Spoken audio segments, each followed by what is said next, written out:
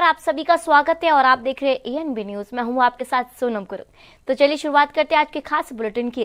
देहरादून स्थित मुख्यमंत्री आवास में होली मिलन कार्यक्रम का आयोजन रंगों और लोक संस्कृति की अनूठी छटा के साथ हुआ। सीएम धामी ने प्रदेश भर से आए लोक कलाकारों के साथ होली मनाई। गढ़वाल, कुमाऊं और जौनसार क्षेत्र से आई सांस्कृतिक टोलियों ने पारंपरिक होली गीतों और नृत्यों की प्रस्तुति दी। जौनसारी कलाकारों ने हरोल नृत्य किया और कुमाऊनी होलियारों ने पारंपरिक धुनों पर रंग जमाया। मुख्यमंत्री ने लोक कलाकारों को रंग लगाकर शुभकामनाएं दी और कहा कि सरकार लोक संस्कृति को प्रोत्साहन दे रही है।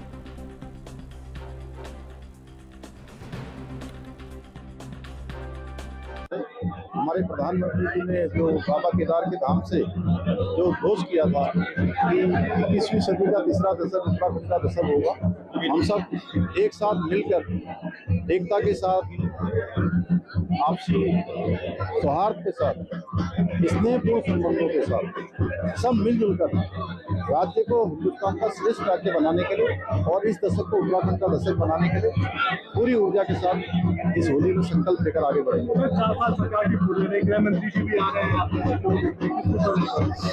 देखिए, 2022 में नई सरकार का गठन हुआ। प्रधानमंत्री जी के नेतृत्व में उत्तराखंड की जनता ने एक मिथक तोड़ा, एक परिपाटी बदली और एक नया इतिहास बनाया कि उत्तराखंड में कोई भी सरकार दूसरी बार नहीं आती है। उत्तराखंड की जनता ने हमको आशीर्वाद दिया हमारे प्रधानमंत्री मोदी जी के नेतृत्व में, और हमने जो भी वचन उत्तराखंड की जनता के समक्ष रखे थे वो सारे वचन हमने पूरे किए हैं या हम उनके लिए आगे प्रयास कर रहे हैं। आगे भी हमारा प्रयास रहेगा कि 4 साल का कालखंड पूरा हो रहा है, आगे के समय में हम तेजी से जो हमारा संकल्प पत्र है उसको धरातल पर उतारें, जनता की अपेक्षाओं पर खरे उतरें। आदरणीय गृह मंत्री जी 7 मार्च को आएंगे, उनके आने से निश्चित रूप से पूरे उत्तराखंड वासियों को एक नया जोश पैदा होगा और एक हमको नई गति मिलेगी। इसका विस्तार होगा मंत्रिमंडल का, सभी लोगों की उम्मीद है कि क्या पता नहीं, देखिए, संभावनाएं हमेशा बनी रहती हैं और अच्छा सोचना चाहिए हम लोग।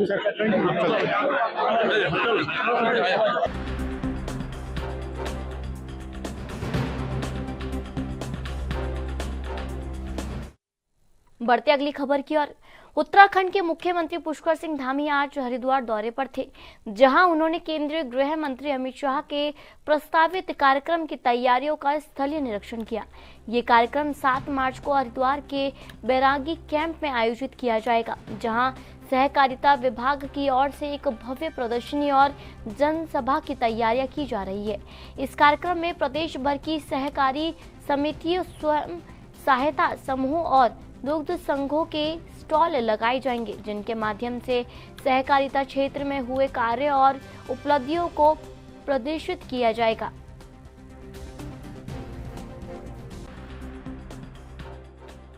बड़ा आयोजन है और हरिद्वार आसपास के क्षेत्रों और उत्तराखंड के सभी क्षेत्रों प्रमुख जो हमारे कार्यकर्ता हैं, पदाधिकारी हैं, अन्य जो समाज के अनेक क्षेत्रों में काम करने वाले लोग हैं, वो सभी सहभागी होंगे और यहाँ पर हमारे सभी विधानसभा क्षेत्रों का प्रतिनिधित्व होगा।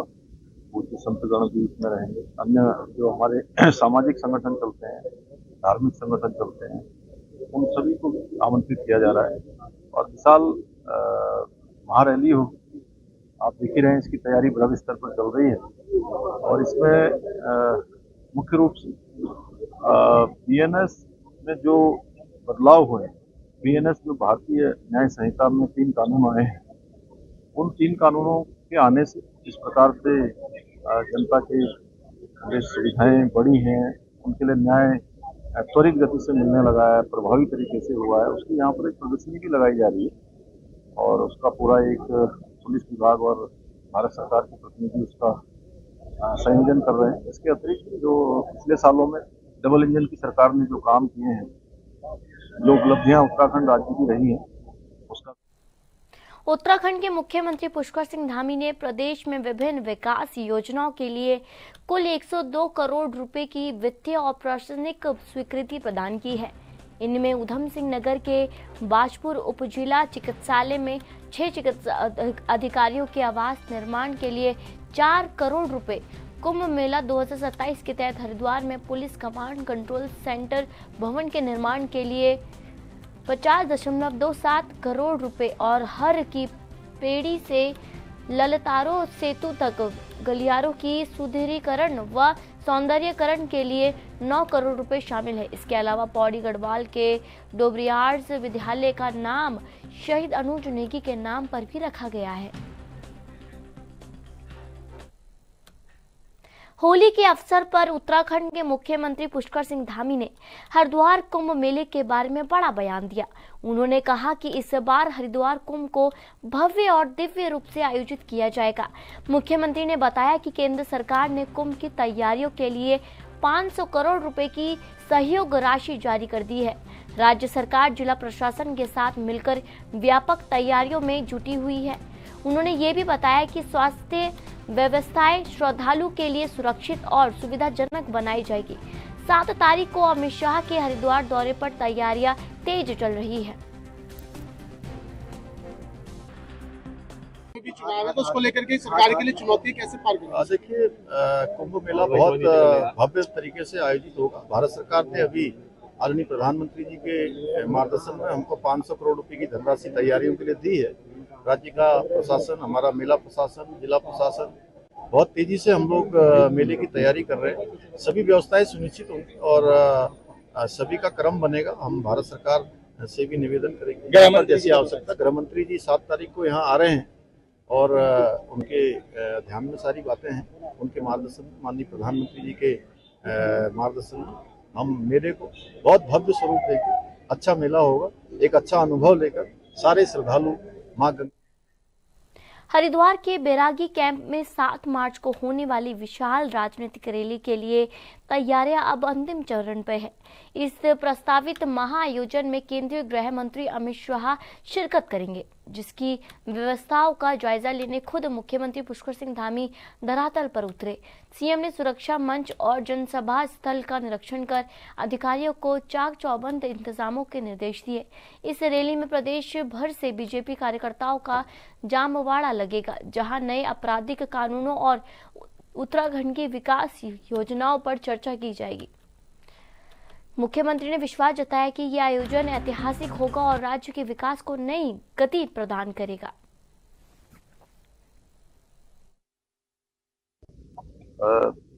यहाँ पर एक बड़ा आयोजन है और हरिद्वार आसपास के क्षेत्रों और उत्तराखंड के सभी क्षेत्रों प्रमुख जो हमारे कार्यकर्ता हैं, पदाधिकारी हैं, अन्य जो समाज के अनेक क्षेत्रों में काम करने वाले लोग हैं, वो सभी सहभागी होंगे और यहाँ पर हमारे सभी विधानसभा क्षेत्रों का प्रतिनिधित्व होगा। पूज्य संतगण भी इसमें रहेंगे। अन्य जो हमारे सामाजिक संगठन चलते हैं, धार्मिक संगठन चलते हैं, उन सभी को आमंत्रित किया जा रहा है और विशाल महारैली होगी।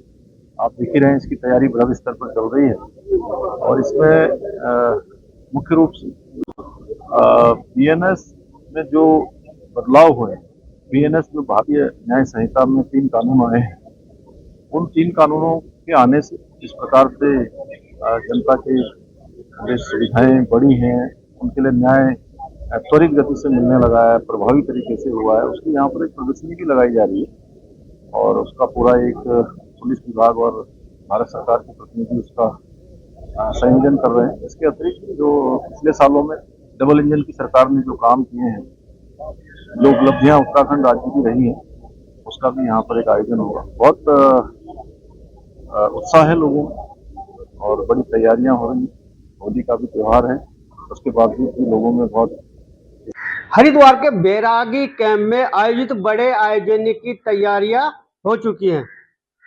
7 मार्च को देश के गृह मंत्री अमित शाह हरिद्वार पहुंचेंगे, जिसको लेकर पुलिस प्रशासन और खुफिया विभाग अलर्ट हो गया है। मुख्यमंत्री पुष्कर सिंह धामी ने संग कमान संभाली है। आज पुष्कर सिंह धामी हरिद्वार पहुंचे और सुरक्षा व्यवस्थाओं का जायजा लिया। मंच सुरक्षा को लेकर अधिकारियों को दिशा निर्देश दिए। पुष्कर सिंह धामी का कहना है कि आयोजन में किसी तरह की कोई कमी नहीं रखी जाएगी। इस कार्यक्रम में जनप्रतिनिधि और कार्यकर्ता सम्मिलित होंगे। हरिद्वार से एनबी के लिए अकील अहमद। उत्तराखंड में 9 मार्च से शुरू हो रहे विधानसभा बजट सत्र के हंगामेदार रहने की संभावना जताई जा रही है। मुख्य विपक्षी दल कांग्रेस ने सरकार को घेरने की रणनीति तैयार की है। वहीं धर्मपुर से भाजपा विधायक विनोद चमोली ने कांग्रेस पर बड़ा आरोप लगाया है, वह सत्र नहीं चलने देंगे। उनका कहना है कि कांग्रेस ना तो सदन में काम करेगी और ना ही काम करने देगी। यदि हंगामे के कारण सत्र की अवधि कम होती है तो इसकी जिम्मेदारी कांग्रेस की होगी। वहाँ पर बेल में बैठी हुई थी, क्या आपको लगता है वही स्टेटस को मेंटेन कांग्रेस वहाँ पे करती हुई नजर आएगी? भाई उनके जिस तरह स्टेटमेंट आ रहे हैं उससे तो यही लग रहा है कि वहाँ जाने से पहले उन्होंने आने की तैयारी कर ली है। कोई चलाने देंगे नहीं, 4 दिन में निपटा देंगे और उसके बाद फिर हमको मजबूरी में नीचे आना पड़ेगा, क्योंकि जब वहाँ विपक्ष काम ही नहीं करने देगा, काम ही नहीं करेगा, हमारे साथ मिलकर सदन को चलाएगा नहीं, चलाने नहीं देगा, तो हम भी वहाँ बड़े बड़े क्या करेंगे, फिर हमको भी नीचे आना पड़ता है। तो सही मानने में कांग्रेस की रायपुर के शेरकी गांव में डंपर की चपेट में आने से हुई 17 वर्षीय युवक की दर्दनाक मौत के बाद क्षेत्र में शोक की लहर है। कैबिनेट मंत्री गणेश जोशी ने माल्य देवता पहुंचकर पीड़ित परिवार से मुलाकात की और अपनी गहरी संवेदनाएं व्यक्त की। मंत्री जोशी ने परिजनों को ननाज बताते हुए कहा कि सरकार इस दुख की घड़ी में उनके साथ है। उन्होंने मौके से ही जिलाधिकारी टिहरी और एसएसपी देहरादून को फोन कर भविष्य में ऐसे हादसों को रोकने के लिए सख्त कदम उठाने के निर्देश दिए हैं। मंत्री ने स्पष्ट किया है कि सुरक्षा मानकों में लापरवाही बर्दाश्त नहीं की जाएगी और पीड़ित परिवार की हर संभव मदद की जाएगी।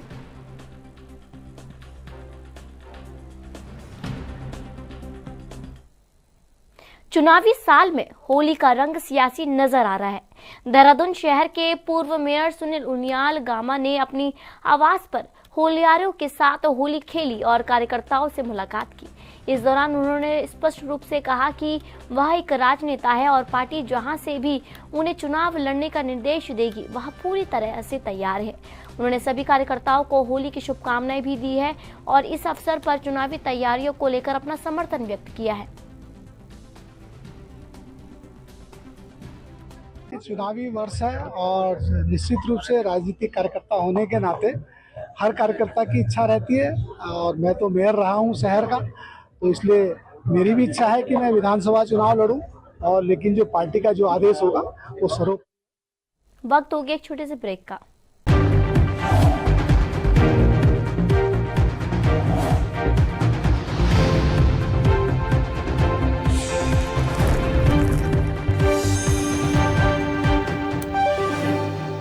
ब्रेक के बाद आप सभी का स्वागत है और आप देख रहे हैं ईएनबी न्यूज। बढ़ते अगली खबर की ओर। ईरान और इजराइल के बीच बढ़ते तनाव से उत्तराखंड के मंगलोर क्षेत्र में परिजनों की धड़कनें बढ़ गई है। मंगलोर के करीब 30 से अधिक छात्र और कामगार इस वक्त ईरान में फंसे हुए हैं।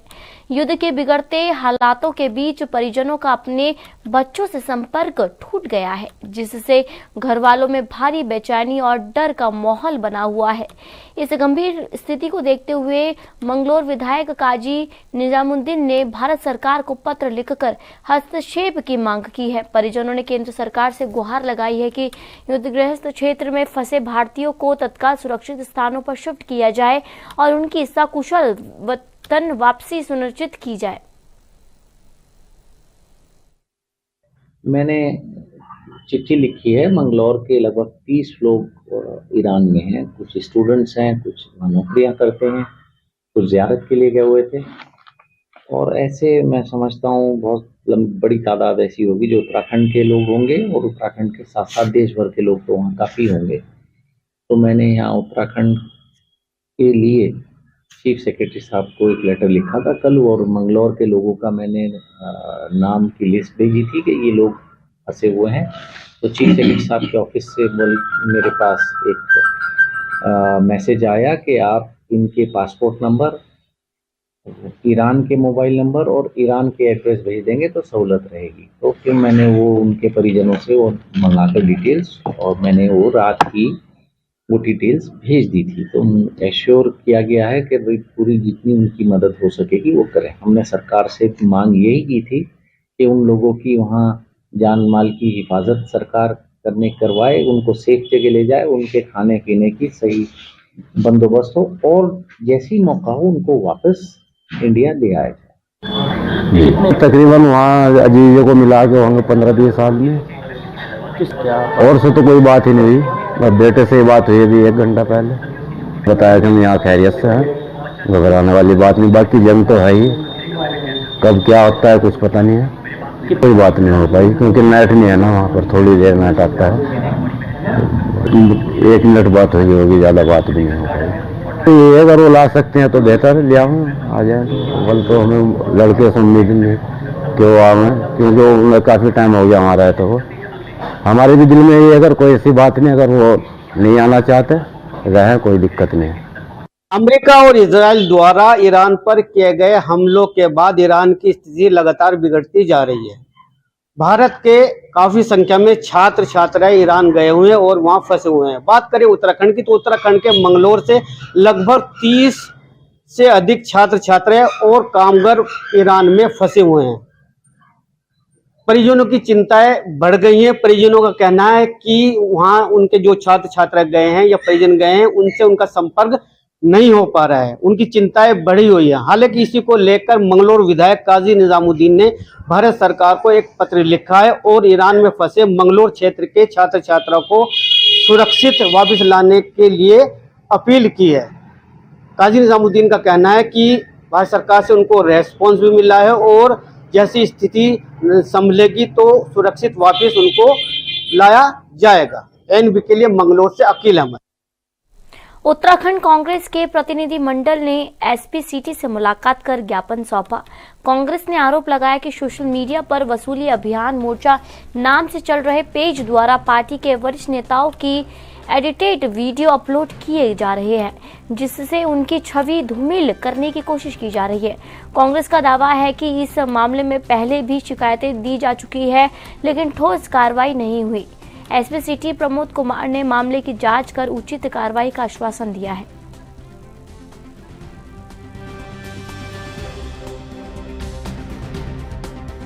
ठीक है, आपने शिकायत की है एक बार फिर से एसपी सिटी के पास, क्या कुछ है? क्योंकि पहले भी इस मामले कई बार शिकायतें हो चुकी हैं। देखिए, आप सबको भी ज्ञात है कि 28 दिसंबर को माननीय प्रदेश अध्यक्ष जी गणेश गोदियाल जी के नेतृत्व में बहुत सारे कांग्रेस कार्यकर्ता जो है एसपी सिटी से मिलने आए थे। उसके बाद हम आईजी गढ़वाल से भी मिले, सबसे मुलाकात की। एक पेज है सोशल मीडिया पे चल रहा है जिसका ध्येय यही लगता है कि कांग्रेस पार्टी के जो नेतागण हैं, कांग्रेस पार्टी जो है उनकी छवि को बिगाड़ना। और इसी संदर्भ में हमने कंप्लेंट की थी। उस कंप्लेंट में अब तक कोई भी कार्रवाई नहीं हुई है, एफआईआर तक दर्ज नहीं हुई है, वो पेज तक बंद नहीं हुआ है, उसका एडमिन कौन है, उसे कौन चला रहा है, ये तक चीजें निकल के बाहर नहीं आई और ना ही कोई गिरफ्तारी हुई। उसका मन इतना बढ़ गया कि वो तब से लेकर के अब तक कांग्रेस के जो है विभिन्न वरिष्ठ नेताओं के खिलाफ जो है बेकार से वीडियोज और अपशब्द कहने वाले जो पोस्ट हैं वो डाल रहा है। हद तो ये हो गई कि 26 फरवरी को जो हमारा होली मिलन समारोह था, उसमें एक डांस का जो रूप था माननीय पूर्व अध्यक्ष गणेश जो है अकरण महाराज जी और हमारे एससी विभाग के जो अध्यक्ष प्रदेश अध्यक्ष है उनके बीच का, और उसमें एक महिला को शामिल करना, एक दलित व्यक्ति के अगर पैर छू रहे हैं हमारे पूर्व जो है प्रदेश अध्यक्ष और उसको आपने मैनिपुलेट करके एक महिला को बीच में ला करके एक अश्लील गाने के साथ उसको प्रदर्शित करने का कार्य किया है, तो ये बिल्कुल देवभूमि की संस्कृति के खिलाफ है। इसलिए हम आज यहाँ माननीय प्रदेश अध्यक्ष जी के निर्देशानुसार कंप्लेंट करने के लिए आए हैं और हमने स्पष्ट रूप से कहा है एसपी सिटी महोदय को कि अगर इस पे कोई कार्रवाई नहीं होती, एफआईआर दर्ज नहीं होती है, पेज बंद होने के साथ साथ ये भी बताना पड़ेगा कि उसे रन कौन कर रहा था, क्योंकि अब तक अगर कोई कार्रवाई उस पेज के खिलाफ नहीं हुई, ये साफ दर्शाता है कि उस पेज को पुलिस का, प्रशासन का, सरकार का संरक्षण प्राप्त है। लगातार इस तरह की शिकायतें कर रही हैं, पुलिस के पास भी जा रहे हैं, लेकिन जो ये चीजें हैं वीडियो बनाने की, ये रोक नहीं पा रहे। देखिए, अभी एक ज्ञापन जो है कुछ कांग्रेस के सदस्य आए थे मेरे पास, उनके द्वारा ज्ञापन इसमें दिया गया है और उनके द्वारा बताया गया है कि कैसे सोशल मीडिया पर कोई फेक जो है कोई वीडियो जो है बना के वो डाला जा रहा है। तो इसके संबंध में ज्ञापन ले लिया गया है और जल्दी इस संबंध में जो आगे जो विधिक कार्रवाई हमारे साइबर सेल के द्वारा और अन्य माध्यम से उस पर कार्रवाई की जाएगी। बढ़ते अगली खबर की ओर। हल्द्वानी में रंगों के पर्व होली पर उत्साह और उमंग का माहौल देखने को मिला। शहर में आयोजित होली मिलन कार्यक्रम में विधायक सुमित हिदेश ने शिरकत कर लोगों के साथ जमकर होली खेली। मोतीराम बाबूराम इंटर कॉलेज के प्रधानाचार्य डीके पंत के आवास पर आयोजित कार्यक्रम में बड़ी संख्या में स्थानीय लोग और गणमान्य नागरिक मौजूद रहे। विधायक ने सभी को गुलाल लगाकर होली की शुभकामनाएं दी और पारंपरिक गीतों का आनंद लिया। उन्होंने कहा कि होली प्रेम और भाईचारे का संदेश देने वाला पर्व है।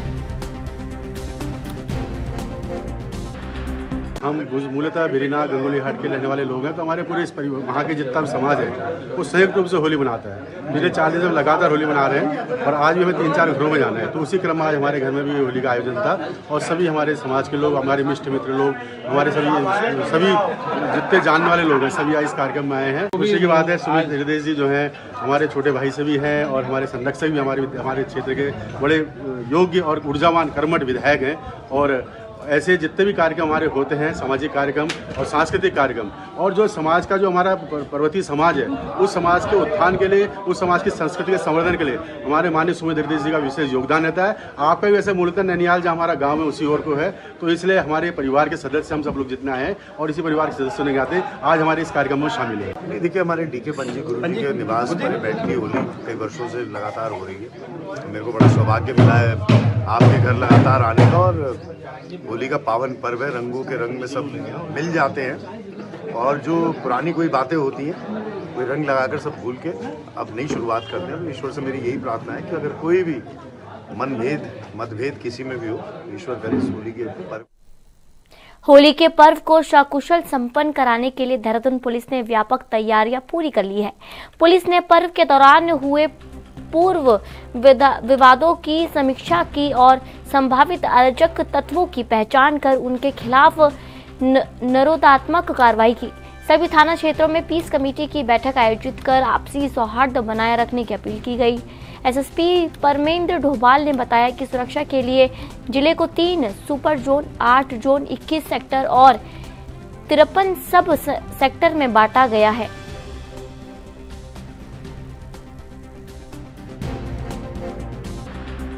मैं जनपद देहरादून पुलिस की ओर से समस्त जनपद वासियों का, समस्त प्रदेश वासियों का और समस्त देशवासियों का इस होली के पावन पर्व पर बहुत बहुत शुभकामनाएं देता हूं। मैं जनपद पुलिस की ओर से आप सबको ये बताना चाहता हूं कि देहरादून पुलिस सभी मोर्चों पर, चाहे वो शांति व्यवस्था से रिलेटेड हो या ट्रैफिक से रिलेटेड, हम लोगों ने अपनी पूरी तैयारी इसमें कर रखी है।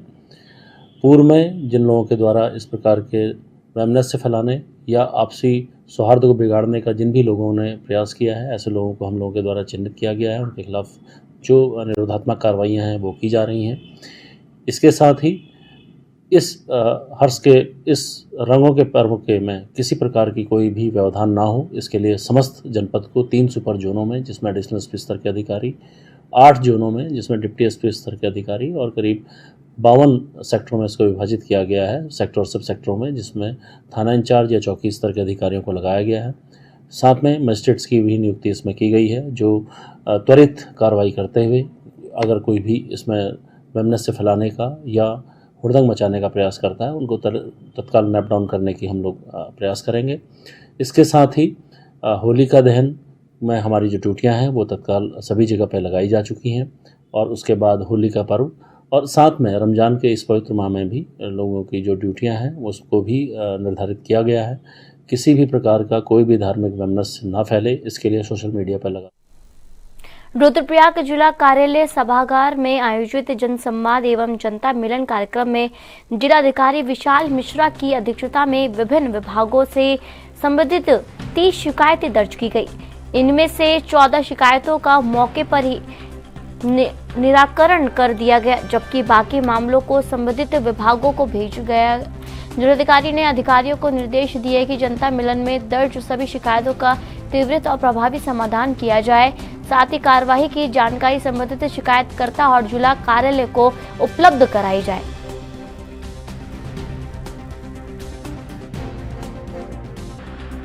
आज मेरे द्वारा जिलाधिकारी कार्यालय में पहला जनता मिलन कार्यक्रम या जनता की समस्याओं को सुनने के लिए सभी अधिकारियों को बुलाया गया था। और ये काफ़ी सफल कार्यक्रम रहा है।